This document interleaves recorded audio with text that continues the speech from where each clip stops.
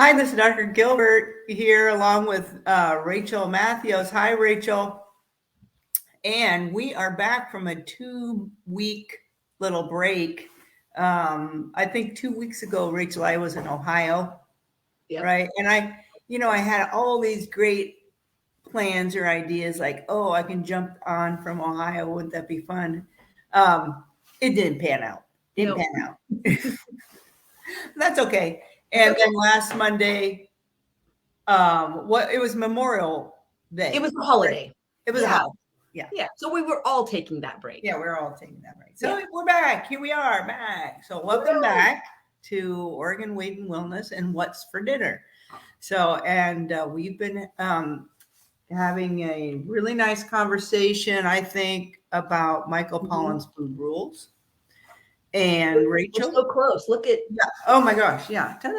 Look. Yeah. Yeah, and we're on chapter 51, I think. So Rachel, take it away. All right, here we go. Very simple. Spend as much time enjoying the meal as it took to prepare it. And he just says this is a good metric. I like that he uses the word honor. It honors the cook for the care that the person, whether it's you or someone else, has put into the meal. And at the same time, it helps you slow down and savor the food. Yeah. So how are you at doing this? Well, I'm getting real here. Yeah, let's get real. I'm actually way slower than I've ever been. I'm actually noticing that when I'm rushed and I have to eat quickly, I get really frustrated. I'm starting to notice that I've made the shift to getting used to a slower eating time. And when I have to kind of eat and go or eat and run, or I didn't schedule enough time in, I get kind of flummoxed, and I can't eat that fast anymore. So it's been really helpful. Now, I don't eat as long as it takes me to make my meals. So that's another thing entirely. And I don't think my other thing is, even though I'm taking the time to eat, I don't think I'm doing as good of a job of just focusing on, I'm always like multitasking. I'm always reading, watching a webinar, taking a continuing education class, listening to a podcast. So I'm doing, I'm divided a little bit. So I'm still working on that. Mm-hmm. How about you? About when you're cooking, you're also doing these other things? No, when I'm eating. Oh, when you're eating. When I'm eating. So I notice, and I think that probably has been helping slow me down because I'll be listening or taking notes in between bites. It's kind of helpful. Yeah. But I'm not totally present with my food. Now, I'm in a relaxed state. I'm not in a stressed state. Right. But I don't want to be like mindlessly eating as I'm writing something down. Right. Yeah. And not looking at my food. Right. And even recognizing like how many bites have I taken? Like, am I satisfied yet? So that's the big piece I'm still trying to work on. Yeah. How about you? Yeah. So it's kind of funny because all right, true confessions here. I mean, gosh, I might it's real life. Real life here. Real life. This is real. So, gosh, sometimes my husband, he really spends time. I noticed there's a difference between my husband and me, and even my son, because our son, Zeke, our youngest son, is home from college now, and he loves making a meal. Did you see the picture of the artichoke hearts were so gorgeous, or artichokes. It was the whole thing. It was the whole thing. So beautiful. So beautiful. Yeah. My son did that. So last night was really, I did slow down and I honored the person who made my meal because guess what? I want him to do it again. That's so true. Good point. If you want them to keep doing it. Right. Yeah. But so I noticed the difference between myself and my husband. And I am I've been in trucking along mode the whole day. And when I get to my meal prep, I keep on trucking. And I just go, I'm not going to say slam bam, but I'm just like, pull out and so I'm kind of fast to get it on the table so I can eat it. Cause then maybe I'm overly hungry by that time. And, which is not a great strategy, but my husband, and then I'm sitting you know, and my husband always wants to put one more little thing together. His attention to detail is very Yeah. nice. Oh my goodness, yes. Yeah. And when he does the meal prep, I mean, the whole kitchen's involved, which is good. It's good. Yeah. And he takes his time and he's only cooking. You know, to your point with the multitasking thing, you know, I could be on the phone. I could be putting a load of laundry, you know, but then sometimes then something gets burnt or overdone or forgotten, you know. But so if when I cook, I only cook, it turns out much better. Yeah. So yeah, I think that's a great point what you just brought up. I hadn't thought about what I do when I'm cooking. And I can't multitask when I cook. I get very, very frustrated because I'm not one of these cooks who is naturally gifted and can kind of just throw things together. I'm either following a recipe or I have to focus very intently on all the steps. It's just kind of who I am, my personality. And I noticed that when I'm trying to have a conversation with someone on the phone or in real life, I get distracted, you know. So for me, now this is just my personality. Other people might really like that company. And it might fuel their interest to the kitchen. For me, I kind of need to be left alone. I kind of have a hard time thinking because I want to think through all the steps and I want to kind of like what Kenny does. I kind of want to think about what's the piece de la resistance? What's the one thing I could add to this that would make it yummier or different or a new spice or just really, I want to enjoy it. So for me, I love getting my hibiscus tea and bubbly water. I do a little mix of hibiscus tea and bubbly water. Yeah. That's my special little drink. I have some music playing and I just kind of make it my workshop, you know? Right. Yeah. Cool. But I think it's important for people to kind of recognize what makes me enjoy cooking more. Yeah. And what frustrates me and see if you can remove some of those. Right. Yeah. It's kind of funny because when I make a sandwich, for example, it's just a sandwich. When Kenny makes a sandwich, it's gourmet. I mean, he chops up minces onion to put on, you know, just sprinkle it just so, you know. Has he always been this way? You know, he used to work in a French restaurant when he was a teenager. Oh, yeah. So he's he has so many skills coming to our marriage, you know. Yes. He taught me lots of things like how to cut a cantaloupe.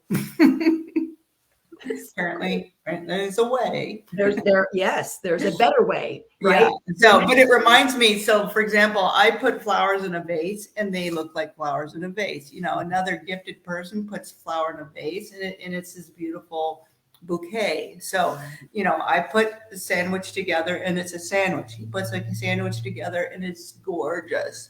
You know, and it you know what? It tastes better when you take the time. There, and actually, since you're speaking of a sandwich, there's like science behind sandwich building and what flavors and textures touch what first in order that you're biting into it, you know, and what's hitting the palate when. There's like a whole thing. So it's true. Now we can make it fancy and gourmet, but we can also make it and enjoy it and eat it. It doesn't have to be right. But you're talking, you know, we're talking about honoring in this chapter, he's specifically saying, slow down and eat it and recognize and honor the person who made it. So yeah, taking that time to honor them and also kind of encourage them to keep doing it. Yeah, that's right. Like Zeke says, I like, what are we having for dinner tonight, Zeke? What's for dinner, Zeke? Yeah. So I don't know what's for dinner. It's a surprise. Yeah. That's really fun. Yeah. While he's home, you don't have to really. It's so good. You know, and so these artichokes from our garden, which have become kind of weeds. I mean, they're across the street. I mean, they're just, you know, really that used to go to flower, and they're beautiful flowers, as you know, but now I stuck them in the steamer, and then he grilled it for the last little bit. But Mm, it was so delicious. Yeah. yum. That's something Yeah. you need to, I haven't tried growing that in my garden, so I'm very interested in this, Mhm. in growing them, especially if they kind of grow like weeds and they're pretty, They're hardy. they're hardy. Mhm. Yeah. And they come back every year. So it's like a perennial. Oh, I didn't know that Yeah. either. Mhm. Okay.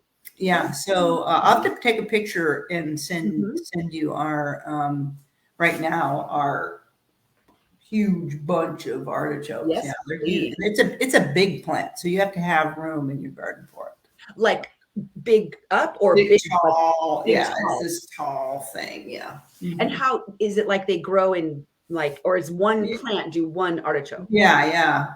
Good question. But yeah, it's this beautiful picture and show you of our artichokes. Okay. Yeah, Yes. maybe I I'll would love share. to. Maybe I'll share with the with on Instagram or something like that. I think that would be great because that's one of these Mhm. things that I kind of like a pineapple until you see a Mhm. picture of how it's grown, you have no clue. Yeah, no clue. You just it's in the store, right? Right. Yeah. And I think that this is, this kind of comes back to, well, let's honor the creator and the growth of these foods. Yeah, the creator and the people who grow them, the farmer. Yeah, so many things to think about when we're sitting down to enjoy a meal, right? This brings up an interesting thing I learned recently about, I tried to grow asparagus in my garden. This will not be something I'm trying again. I can't figure it out. Not right now anyway. If somebody could tell me and they have some good tips. But here's what I didn't know. They take 2 years to grow. So I'm thinking about this asparagus that I grabbed in the produce section and it took me, 10 minutes to cook and eat and whatever. It took 3 years or 2 years to grow this asparagus. Yeah. That kind of blows my mind, right? Mhm. And it really makes me stop and sit back and say, somebody, a farmer somewhere, had to tend to this and make sure that it did what it needed to do for 2 years before it could get to my plate. So that's pretty impressive. And it makes me appreciate it that much more. Right. Very good. Very good. Yeah. Yeah. And so, and hence, appreciation and then slowing down Mhm.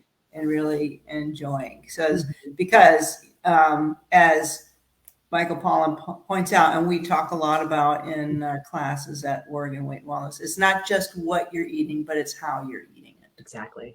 Yeah. So very good. Good conversation. So I don't know what I'm having for dinner, but what are you having for dinner, Rachel? Well, as you know, we're in soup season again here in Oregon. Okay. It's raining. I know. What is happening? Okay, so I'm a Southern California girl. I am so ready for the sun. I can't handle it. But so I'm feeling like all inspired to make soup. Oh, cool. So I'm gonna do, but I love the garam masala that Yeah. Combination of spices. Yes.